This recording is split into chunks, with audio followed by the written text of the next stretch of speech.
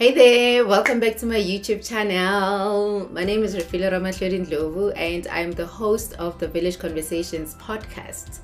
The podcast is available on Apple Podcasts, it's available on Spotify, it's also available on Google Podcasts. So do tune in right there. Don't forget to also subscribe to my YouTube channel. I'm trying to grow my reach and I'm trying to grow the numbers. So I need you and your friends and your family to help me out on this.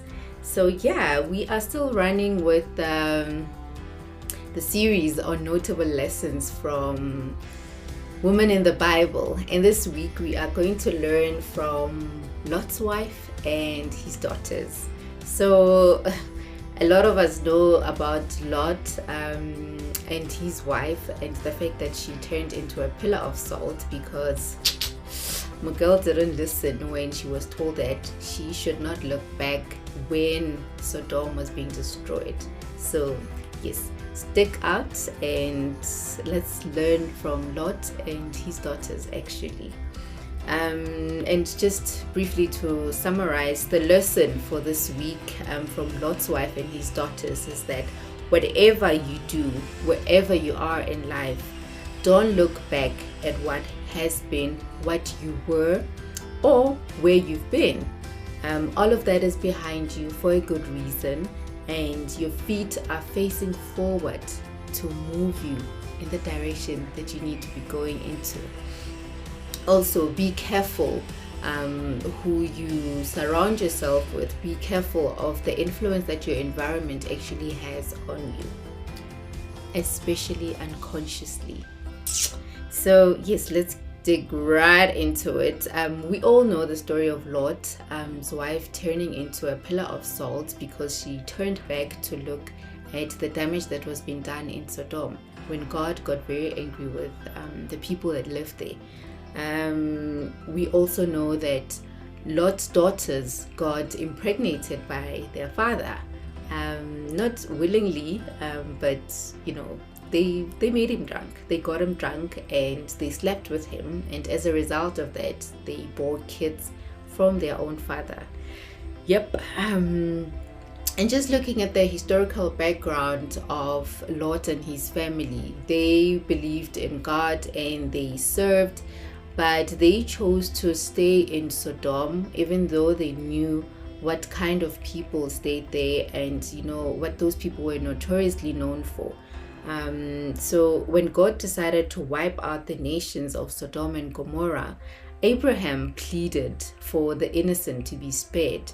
And the two men, which were the angels that God actually sent to Sodom to have a look at actually what is going on there, are all these allegations against the people who stay there actually true? And when they got there, they found that the allegations were true, and that everybody there was just filthy and sinning left, right, and center. But everybody, with the exception of Lot and his wife and kids and the men that were supposed to marry the daughters. So as a result of that, then the family was given a warning to escape, because they were told that this is what God is planning to do, so you need to get out of here real quick. And as part of those instructions, it was that they should run and not look back, not even once. But Lot's wife just looked back as they were running and rushing and running towards the hills where they were supposed to go to. The girl looked back and instantly she turned into a pillar of salt. But the other family members kept on running until they reached a place where Lot had negotiated for their safety to be at, because he had mentioned that the hills were too far and he was too old. So the angels pardoned him and they chose together an area where it would be safe for them to stay in, and that area wasn't destroyed. So yes, they were told to keep running and to not look back. Even when they got to the valley, the message was that run and keep running, do not look back. But Lot, like you heard, Lot's wife, like you heard, looked back.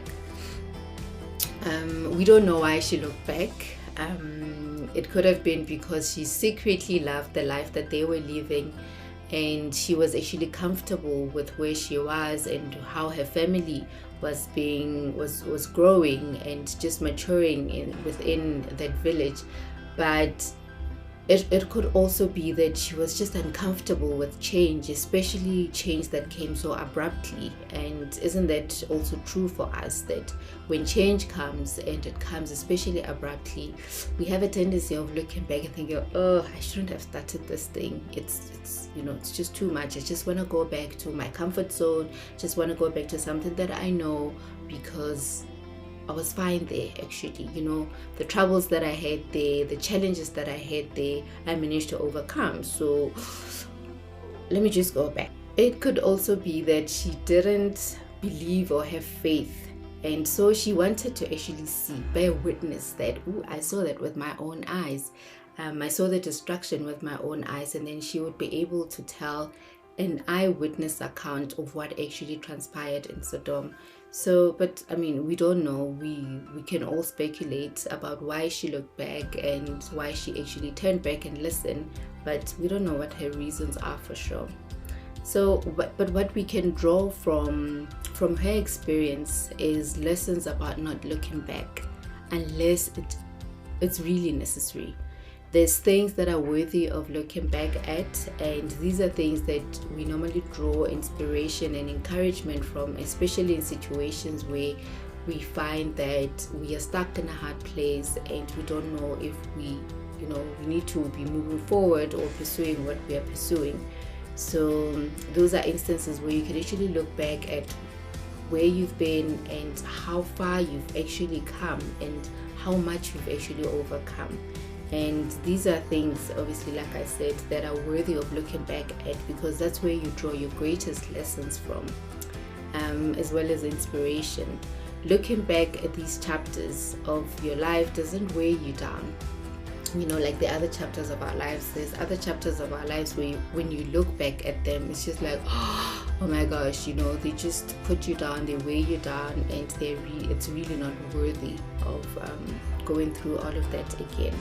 So sometimes looking back will actually drag you to a place where you don't want to be in, to a place that brings misery and great heartache to you, a place that you had not envisioned for yourself. So we need to practice and discern when to look back and when not to.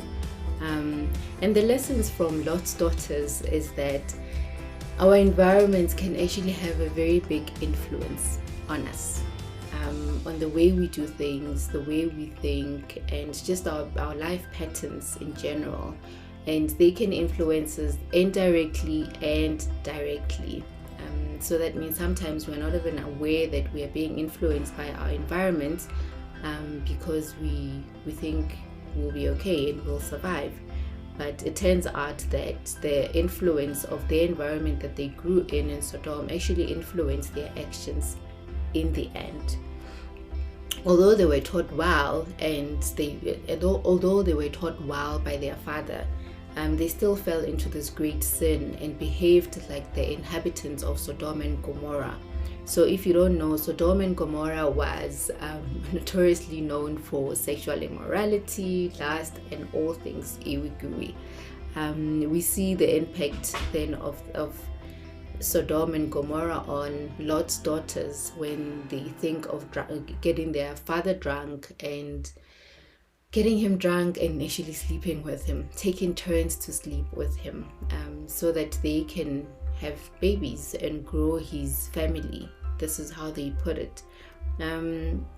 So the result of this indecency is that they eventually got pregnant, and both of them bore sons, which they gave names to. So we need to be wary of the company that we keep, as it might influence us unconsciously. And this goes for the environment too. The journey of life, our journey of life requires us to move forward. That's why I'm watching the guys, not moral. Sometimes the move can be uncomfortable, but remember that growth starts at the end of your comfort. So where comfort ends, that's actually where growth starts. So we needn't be afraid, we needn't be scared, we needn't shy away from, propelling and growing. And finally, your mistakes are in the past. So if you've walked the journey and you've come to a place where you found yourself, looking back at your past mistakes, especially if they draw you back and depress you, isn't something that you should be doing. So don't look back. Your mistakes are in the past where they should be. And they're just that, mistakes on life, and they were a chapter of your life that's closed now. No need to open it. I mean, who wants to open a soul wound, especially one that's healed? Like, why would you do that? Your mistakes do not define who you are and what you ought to be, because a better life awaits you. A better life that God has designed for you awaits you. So chin up and walk right into it. I hope you've been encouraged by this week's message and challenged by it. And also remember, our environment influences us, whether directly or indirectly, unconsciously or consciously. There is influence with the things that we keep close to us. There is influence with the things that we listen to. There is influence with the things that we read and we get involved in general. So thank you so much for tuning in. Do remember to subscribe and share this podcast and this message with your friends and your family. Until next time, have a good week and stay blessed. Bye.